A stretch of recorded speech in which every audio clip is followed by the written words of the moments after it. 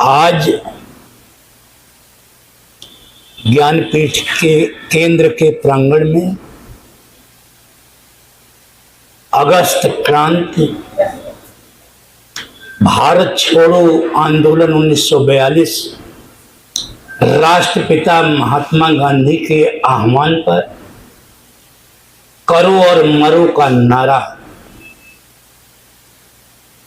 और मुंबई में ग्वालियर टैंक मैदान में राष्ट्रीय ध्वज को वीरांगना अरुणा सिंह ने फहराया और भारत की आजादी का मार्ग प्रशस्त हुआ। हम 15 अगस्त 1947 को आजाद हुए। उसमें 1942 के आंदोलन की बहुत महत्वपूर्ण भूमिका है, क्योंकि देश की 20% जनता भारत छोड़ो आंदोलन से जुड़ गई थी। यह आंदोलन स्वतंत्रता सेनानियों तक ही सीमित नहीं था, देश की आम जनता ने इसमें भाग ले लिया था। तो अंग्रेज डर गया और डर कर वह 1947 में भारत को आजाद कराया और 26 जनवरी 1950 को हमारा संविधान लागू हुआ। हम लोगों को मौलिक अधिकार मिला, मताधिकार मिला कि हम अपने मत का प्रयोग करके अपनी सरकार बना सकते हैं। लेकिन कुछ ताकतें स्वतंत्रता में भी, मानव के मौलिक अधिकारों पर भी राज्य करना चाहती हैं कि इनके अधिकार खत्म हो, इनका मताधिकार खत्म हो, इन्हें ज्यादा शिक्षित हो जाएंगे तो प्रश्न करेंगे। वो लगातार काम करती रहती है।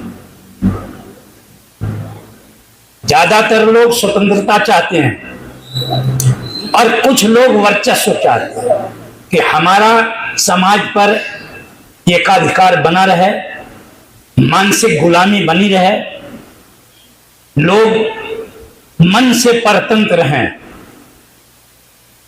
और वह काम आज तक चल रहा है, अब बखूबी चल रहा है, वो खत्म नहीं हुआ। हमें इस पर विचार करना है। हमारे पुरखों ने तो हमें रास्ता दिखा दिया, हमें संविधान दे दिया, लेकिन उसकी रक्षा करना, उस पर चलना हमारा कर्तव्य है। अगर हम जरा सा विमुख हुए तो दुर्घटना हो सकती है। वर्चस्ववादी ताकतें, अधिनायकवादी ताकतें, प्रभुतावादी ताकतें आज भी काम कर रही हैं। हमें तैयार रहना है और शांतिपूर्ण तरीके से, सत्य और अहिंसा के तरीके से अपनी बात को लोगों तक पहुंचाकर उनकी काली करतूतों का पर्दाफाश करते रहना है। अगर हम इसमें चूक गए तो हम अपनी आने वाली पीढ़ियों को जवाब नहीं दे पाएंगे और वो प्रश्न पूछेंगे कि जब देश में ऐसा चल रहा था, लूट और झूठ का साम्राज्य था, शिक्षा पर आक्रमण था, चिकित्सा मिल नहीं रही थी लोगों को, अभिव्यक्ति की स्वतंत्रता का हनन था, मीडिया को अपने काबू में किया जा रहा था, तो क्या आप लोग सोए हुए थे? आप देश के जागरूक नागरिक थे। आपका कर्तव्य था कि आप जो अन्याय और अत्याचार था, जो नफरत और असहिष्णुता थी, उसके विरुद्ध आपको बोलना था, आपको आवाज उठानी थी, आपको आंदोलन करना था, जैसा आंदोलन समाजवादियों ने किया। जब कांग्रेस पार्टी के सभी बड़े नेताओं को गिरफ्तार कर लिया गया 8 अगस्त को, तो 9 अगस्त को समाजवादी कांग्रेस ने, कांग्रेस समाजवादी थी, आचार्य नरेंद्र देव जी ने उसकी अध्यक्षता किए थे, उसके नेतृत्व में ये बनी थी पार्टी। उन्होंने इसे संभाला और अंग्रेजों के, ब्रिटिश सरकार के छक्के छुड़ा दिए। सैकड़ों लोग शहीद हुए, हजारों लोग घायल हुए, DIR में बंद हुए, यातनाएं लाखों लोगों ने झेली, जेल गए, लेकिन झुके नहीं। पूरी जनता उनके साथ थी। हमें झुकना नहीं है। अन्याय और अनाचार अत्याचार के खिलाफ संघर्ष करते रहना है।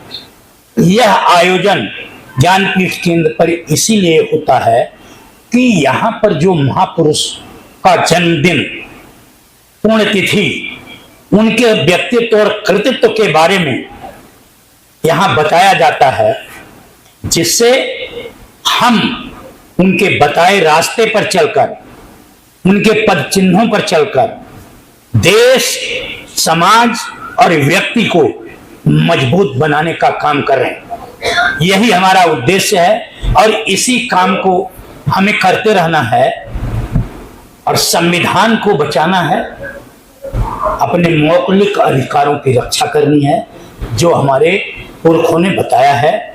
इन्हीं शब्दों के साथ मैं ज्ञानपीठ का एक गीत है, उसे आप लोगों के लोकतंत्र संविधान बचाना है, अन्याय अनाचार मिटाना है, अत्याचार अहंकार शोषण मुक्त समाज बनाना है, परिवर्तन लाना है भैया, परिवर्तन लाना है। झूठ लूट महंगाई जुमलों से जन जन को मुक्त दिलाना है, सद्भाव प्रेम सहयोग और बंधुत्व बढ़ाना है, परिवर्तन लाना है भैया, परिवर्तन लाना है। जात धर्म से ऊपर उठकर मानव में विश्वास जगाना है, लोकतंत्र को, लोक को शिक्षित करने का अभियान चलाना है, परिवर्तन लाना है भैया, परिवर्तन लाना है। इन्हीं शब्दों के साथ आप लोगों का अभिनंदन करता हूं, आप लोगों का स्वागत करता हूं। काकोरी के वीर शहीदों और क्रांतिकारियों को नमन करता हूं। भारत छोड़ो आंदोलन के स्वतंत्रता सेनानियों और जो आम जनता इस आंदोलन में शामिल हुई, उनको नमन करता हूं और रक्षा बंधन पर अपनी बहनों और बेटियों को शुभकामना देते हुए उन्हें उज्जवल भविष्य की कामना करता हूं। इन्हीं शब्दों के साथ पुनः आप लोगों का अभिनंदन करता हूं। धन्यवाद।